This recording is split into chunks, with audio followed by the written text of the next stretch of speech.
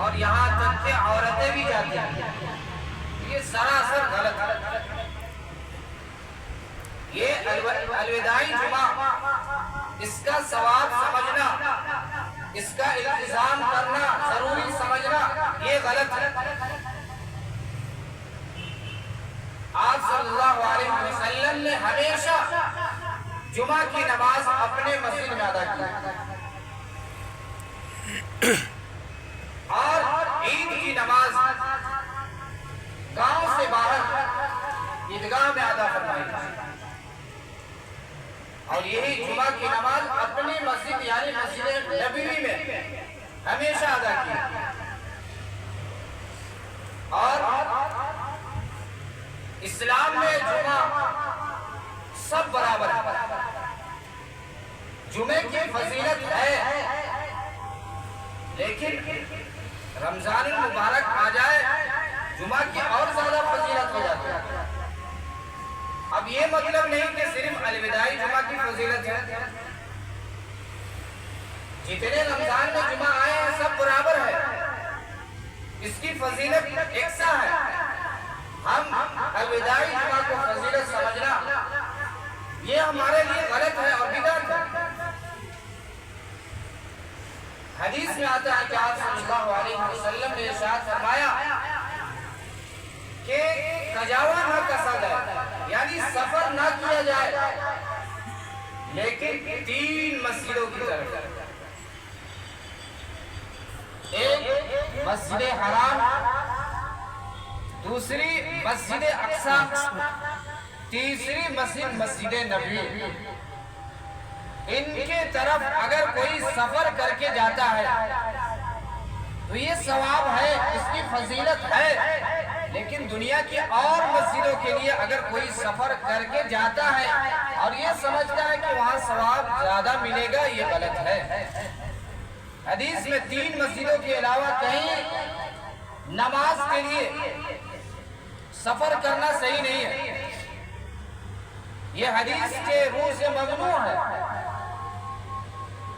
اس لیے کہ فضیلت میں دنیا کی تمام مسجدیں برابر ہیں۔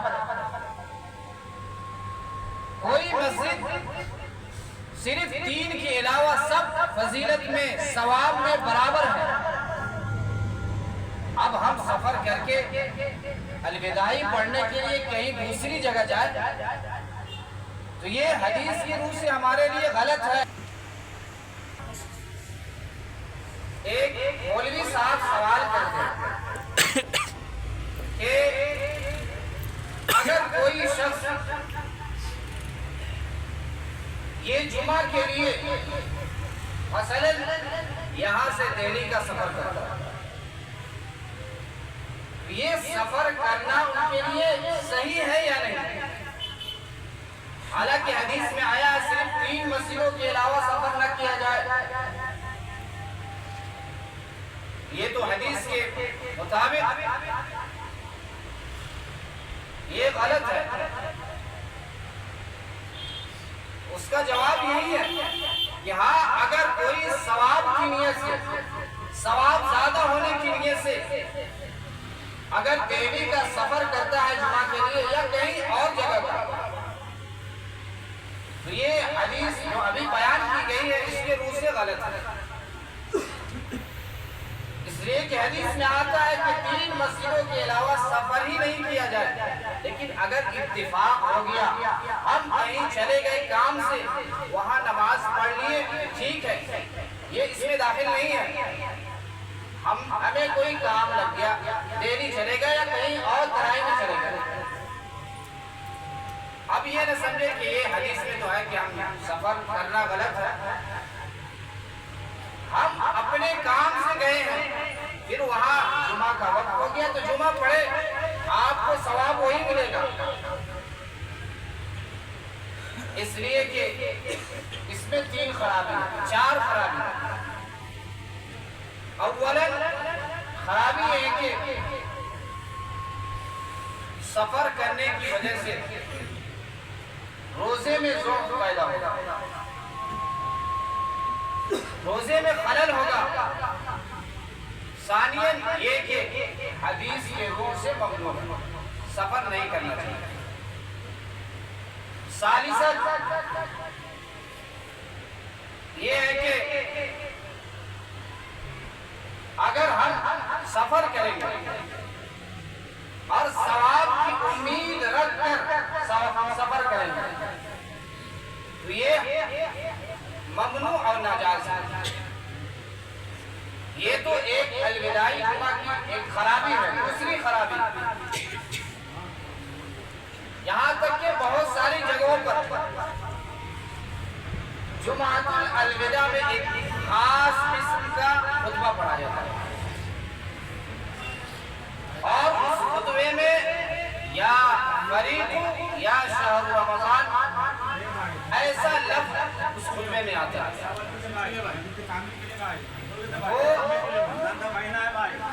اس میں چند باتیں ہیں،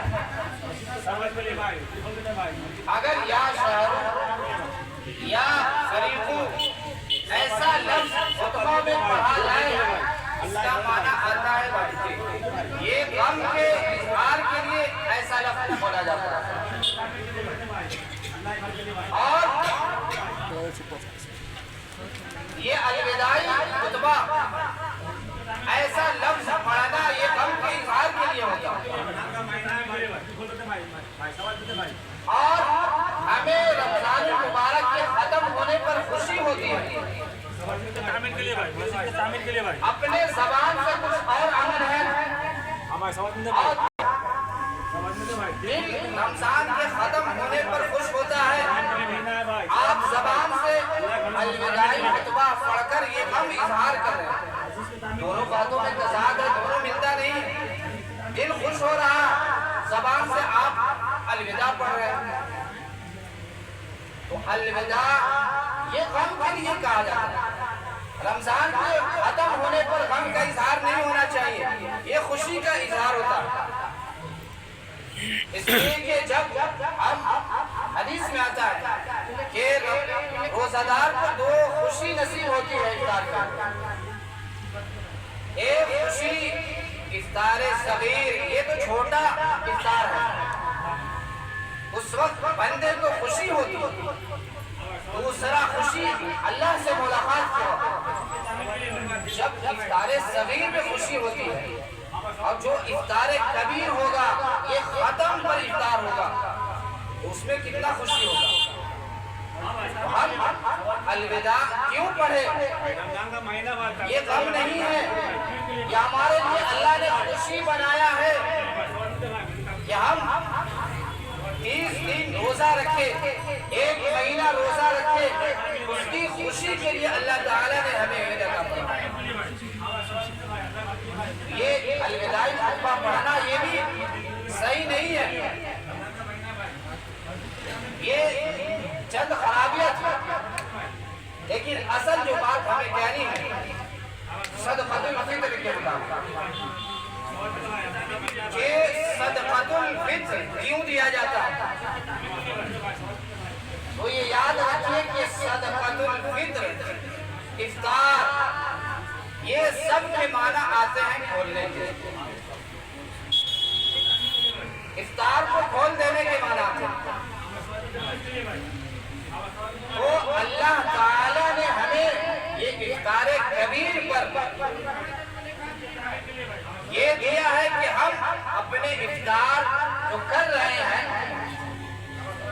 اس کے خوشی میں ہم صدقۃ الفطر ادا کریں،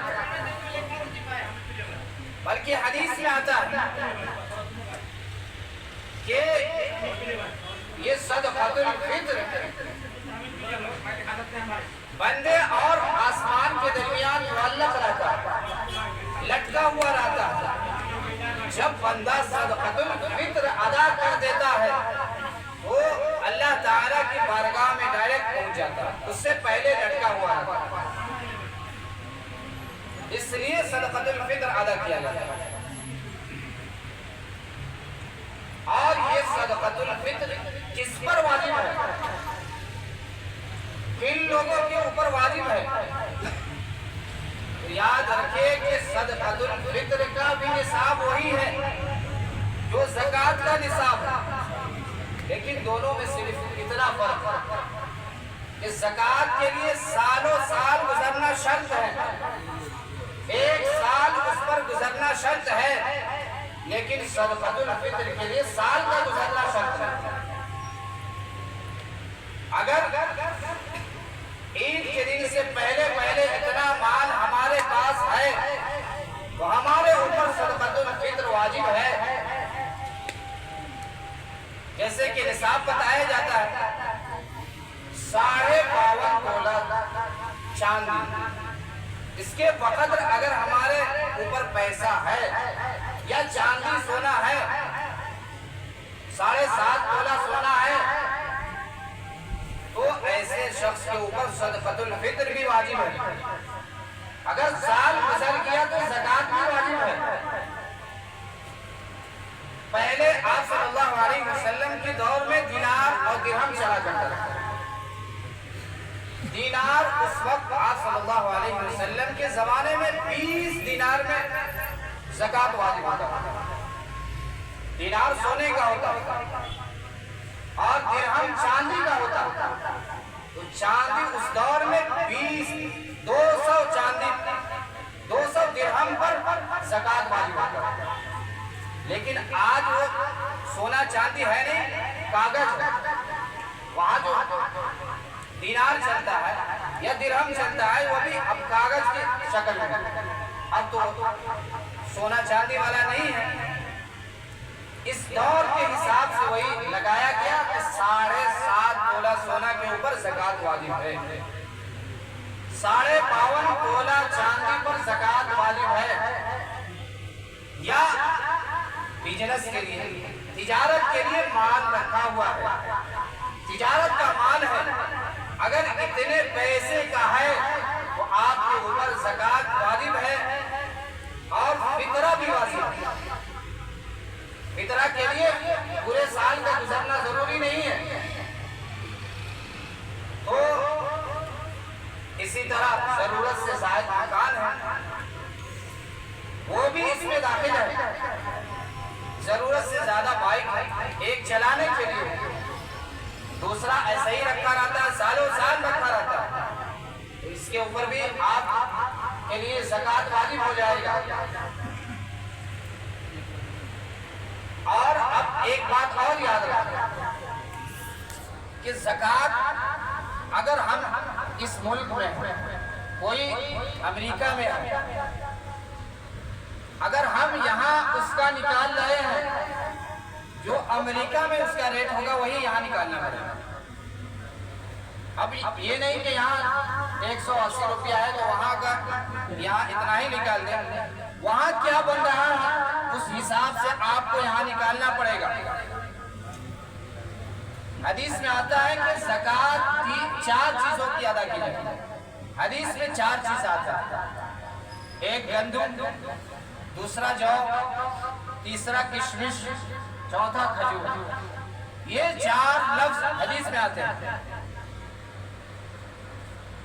اور یہ گندم سب سے نیچے کا راستہ۔ آج کل سارے لوگ صرف گندم نکالتے ہیں، گندم کا ریٹ کم ہوتا، گندم 2.25 سیر اس دور میں چلا کرتا تھا، 2.25 سیر، لیکن آج وہی کلو کے حساب سے ہوتا ہے، لیٹر کے حساب سے ہوتا ہے، تو اب 2.25 کلو سے لے کر 2.5 کلو تک نکالے گا۔ کشمش 3.5 کلو سے لے کر 4 کلو تک، کھجور 3.5 کلو سے لے کر 4 کلو تک احتیاطاً نکالے، لیکن آج نکالتا کوئی نہیں، اس لیے کہ کشمش کا دام بہت زیادہ ہے، کھجور کا دام زیادہ ہے، چلو ہم سب سے کم درجے والے نکالیں۔ تو یہ یاد رکھیے حیثیت کے حساب سے نکالے، اگر ہماری حیثیت ہے کہ ہم کھجور سے نکالے تو کھجوری سے نکالے، یہ کم درجے والے کے لیے بتایا گیا، سارے لوگ ایک ہی خالی گندم سے نکالتے ہیں۔ اللہ نے وسعت دیا ہے، مال دیا ہے تو سب پر عمل کرے. کوئی کھجور بھی نکالے, کشمش بھی نکالے اور جو بھی نکالے, گندم بھی نکالے, یا اس کا پیسہ نہ نکالے, بلکہ اس کا بھی تو حساب لگائے تاکہ غربا کا فائدہ ہو, مسکین کا فائدہ ہو. لیکن آج صرف ایک ہی نصاب چاہتا ہے. تو ہم اپنے اندر دیکھیں ہماری حیثیت کیا ہے, کیا ہم دے سکتے ہیں. تو میرے محترم بزرگوں دوستو, یہ سب کا حساب لگا. اور دوسری بات یہ ہے کہ ہم اگر نابالغ بچہ تو اس بچے کے طرف سے گارجین کو نکالنا واجب ہے. اگر وہ نابالغ بچہ مالدار ہے تو گارجین اس کے پیسے سے نکالے, لیکن بالغ کے اوپر گارجین کے لیے واجب ہے. بالغ بچہ لڑکی ہو یا لڑکا ہو, وہ اپنا خود مختار ہے کہ خود اپنا فطرہ خود ہی نکالے. اگر ٹھیک ہے, اگر گارجین نکال دیتا تو اس کے لیے بہتر ہے, اس کا احسان ہے کہ انہوں نے نکال دیا, لیکن گارجین کے اوپر واجب نہیں ہے. یہ بالغ ہر شخص کے اوپر الگ الگ واجب ہے کہ وہ اپنا فطرہ خود ہی نکالے. تو میرے محترم بزرگوں دوستو, فطرہ آپ عید کی نماز پڑھنے سے پہلے ادا کر آئے.